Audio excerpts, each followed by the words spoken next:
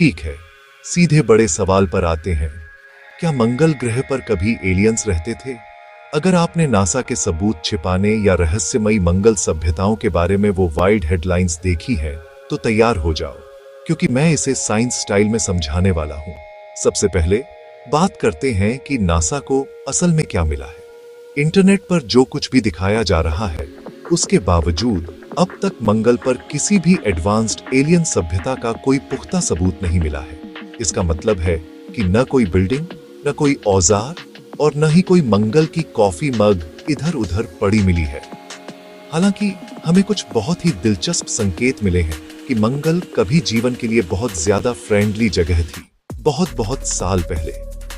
अभी अप्रैल 2025 में नासा के क्यूरियोसिटी रोवर ने गेल क्रेटर में सिडेराइट नाम का एक मिनरल खोजा। अब सिडेराइट आमतौर पर कार्बन साइकिल की मौजूदगी में बनता है, एक ऐसी प्रक्रिया जो यहाँ पृथ्वी पर जीवन के लिए बहुत इंपॉर्टेंट है। इसका मतलब यह नहीं है कि मंगल पर शहर थे, लेकिन यह मुझे बताता है कि अरबों साल पहले मंगल पर कम से कम माइक्रोबियल जीवन के लिए सही इंग्रेडिएंट्स थे। सिंगल सेल्ड ऑर्गेनिज्म की बात कर रहा हूँ, न कि रेगन वाले छोटे हरे आदमियों की। तो लोग अभी भी क्यों सोचते हैं कि नासा मंगल पर रिसर्च करने से डरता है? ईमानदारी से कहूं तो यह डर नहीं है, यह सावधानी है।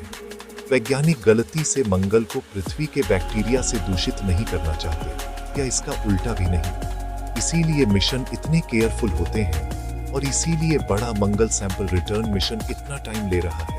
ये साइंस को प्रोटेक्ट करने के बारे में है, न कि किसी प्राचीन मंगल के रहस्य को छिपाने के बारे में। अब अगर आपने ये थ्योरी सुनी है कि मंगल को एलियंस ने न्यूक कर दिया था, हाँ, वह भी है। एक वैज्ञानिक ने मंगल पर कुछ आइसोटोप्स को न्यूक्लियर एक्सप्लोजन से जोड़ा, लेकिन मेनस्ट्रीम साइंटिफिक कम्युनिटी इसे नहीं मानती है। सबूत बस इतने नहीं है। ज्यादा से ज्यादा मंगल में अपनी कार्बन साइकिल में असंतुलन रहा होगा और पृथ्वी जैसी टेक्टोनिक प्लेटों के बिना इसका एटमॉस्फेयर पतला हो गया, ठंडा हो गया और जीवन के लिए जीवित रहना मुश्किल हो गया।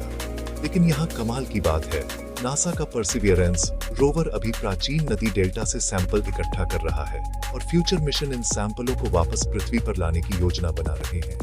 ये सैंपल आखिरकार इस सवाल का जवाब दे सकते हैं, क्या मंगल पर कभी जीवन था?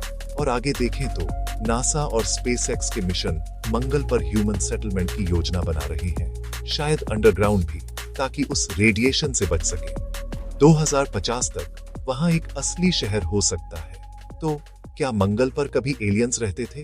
किसी खोई हुई सभ्यता का कोई सबूत नहीं है, लेकिन प्राचीन, शायद अभी भी मौजूद माइक्रोबियल जीवन की खोज अभी भी बहुत जिंदा है। मैं देखता रहूंगा। क्या आप देखेंगे?